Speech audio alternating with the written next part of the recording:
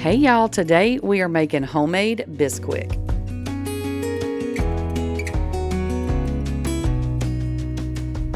Okay, so I am going to be using my food processor for this. You could also use a stand mixer with a whisk attachment, and you can also use a pastry blender. You could use a fork. Whatever you have will work, just something that will mix the shortening into our mixture when we get ready for that. And I should have put my, what is that?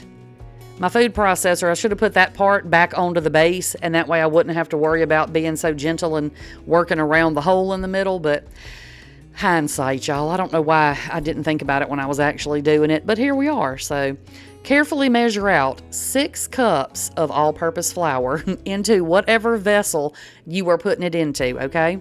This is really easy. It only has like 4 ingredients. And then it's so dang versatile because you know a box of Bisquick.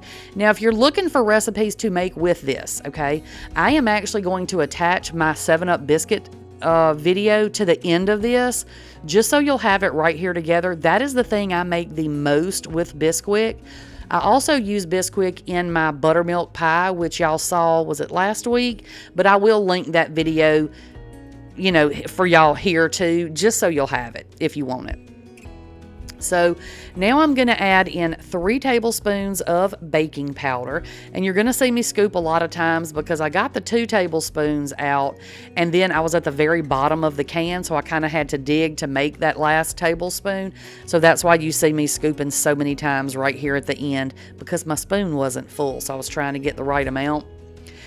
And we're also going to add a tablespoon of salt in here. Now, this is a recipe you're not going to be able to adjust the salt in here because we're going to need the salt and baking powder to make this rise when you cook with it. Now, I'm going to address this right here because I'm doing it again.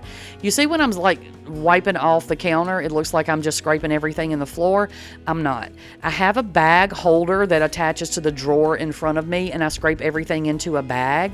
So somebody asked me that on a video last week, I think it was. So I just thought I'd clarify that for everybody in case anybody was wondering. So now what we're going to do, I'm going to mix this just a little bit to get my dry ingredients mixed up because I want to make sure that my salt and my baking powder is really good and mixed into my flour before I start adding my shortening, okay? So I just mix that up just a little bit just to get it good and mixed. Then we're going to add in the shortening. Now, I'm using a stick of this Crisco. You can use, if you have like the can, just scoop you out a cup. You need a cup. The reason I don't have the big old container is because I don't use shortening very often. So it just doesn't make sense for me to buy a big container of shortening when I barely use it. It needs to be cold also. Now, if you don't do shortening, you can also use butter for this. Now, every time I drop the shortening in, you're going to see me pulse this a little bit, just so I don't end up dropping all that shortening right there on top of each other.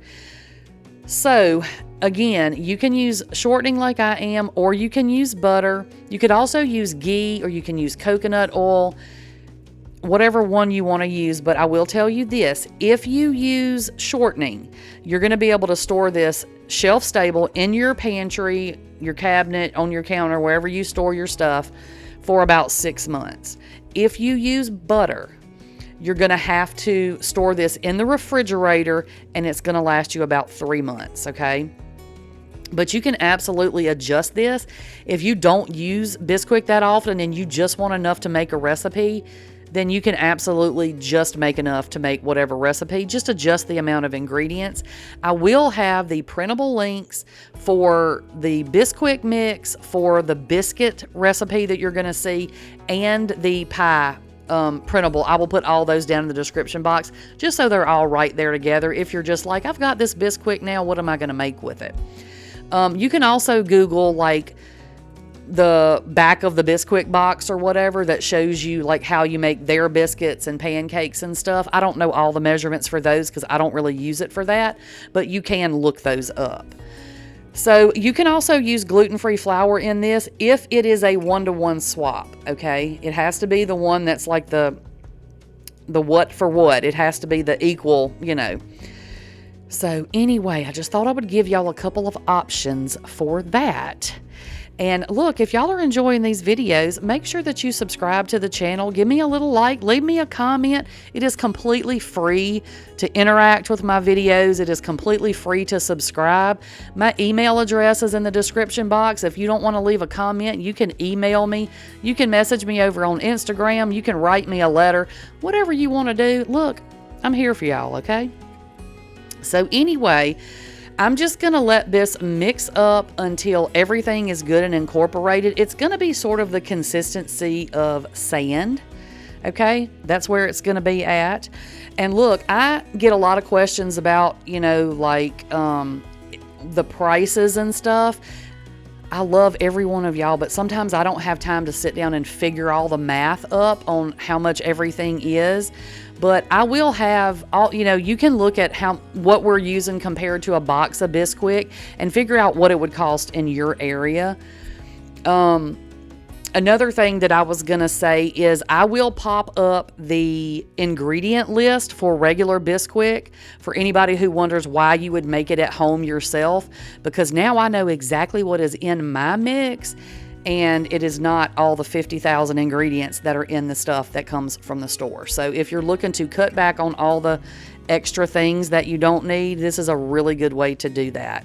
So now I'm just scooping all of my mix down into my jar. That is a half-gallon jar. So if you're wondering how much I made with this amount, but again, you can definitely use less than this if you want to. And make however big a batch you want. You can also double or triple or whatever if you use a lot of Bisquick. So it's very customizable. You can do it however you want to do it. But this is one more homemade recipe, y'all. I'm so excited. I'm really going to have to go in and reorganize my pantry because I have so many jars in there now, y'all. But anyway, that is our Bisquick all made up. Now you're going to see my biscuit video. If you haven't made these, you have got to try them. They're delicious. Preheat your oven to 425, and then you're going to take a stick of butter, and you're going to drop it right down in the bottom of your 9x13 pan, and you're going to put that in the oven and let that butter melt while your oven is preheating, okay? That's what we're going to do, just like if you was making a cobbler or something. Put the stick of butter in there, pop it over there in the oven. Now, you're going to need 4 cups of Bisquick, and Lord, y'all know me, I was trying to be real gentle and open this darn plastic bag, and I should have just cut it because I ripped it to shreds, and then I couldn't dip in it because it's ripped all over the place, so I had to pour it, and well, you're going to see what happens with that. But you're going to need 4 cups, y'all, so get it in your bowl however you can. And look at that. Look at that. Just, y'all, just a mess. Just a mess. I had Bisquick everywhere. Then I couldn't figure out, am I going to just grab some off the top? What am I going to do with it? I was panicking, y'all. But I just decided I needed some anyway, you know, for when we roll it out and stuff. So I just went ahead and set that over to the side and acted like I meant to do it. So now you're going to need a cup of sour cream, and doesn't matter what kind it is. If you got light sour cream, full fat sour cream, you could probably, now don't quote me on this, but you can substitute Greek yogurt, non-fat Greek yogurt for sour cream in a lot of things, and I bet it will work in this biscuit recipe too. I have not tried it, but I might. And if I do, I'll let y'all know how it turns out. But anyway, you're just going to take this cup of sour cream, and like I said, any kind you want. I thought I had some in the refrigerator, and I didn't, so I had to run down to the Dollar General and get some. So, you know, I had my Clover Valley, sour cream. But you know what? It's sour cream, and it worked just fine. So use whatever you have.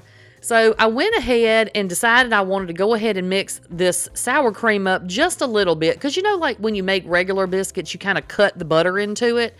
So that was kind of what I was doing. That was the kind of the principle, that ain't the word I was trying to use. But anyway, that was what I was thinking when I was, you know, stirring this. I said, let me just stir it a little bit and get that, you know, kind of incorporated in there. So then you're going to need a cup of some sort of a clear lemon lime soda. Now, I don't use the word soda. Everything at my house is a Coke. I don't know. What about y'all? Is everything a Coke at your house? Or do you say soda? Do you say pop? What do you say? Let me know down in the comments. But anyway, you can use Sprite. You can use 7-Up. You can use whatever, off-brand, any of it will work, but you need a cup of it. And of course, you see, I just used the same cup I had the sour cream in, and we survived. It was fine. Okay, so you're going to go ahead and pour that over into your mix. And it's going to be bubbly and foamy until you start getting it mixed in. So don't panic if you see that happening and think you've done something wrong. I mean, it is a carbonated beverage, so it's going to foam up a little bit.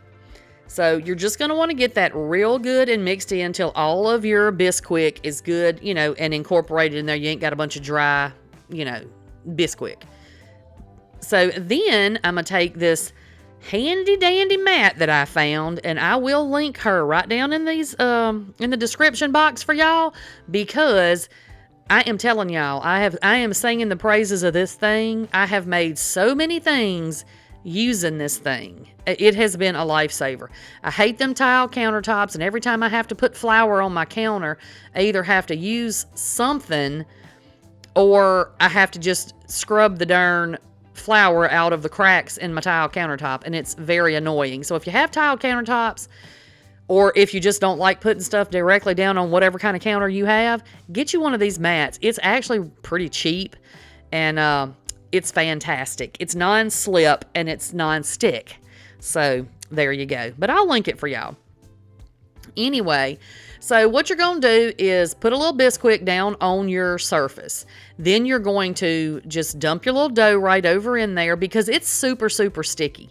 So I wanted to go ahead and just try to get it. Now, you don't need to knead it. You don't have to knead it or anything like that. What I'm doing here is just trying to get the dough less sticky.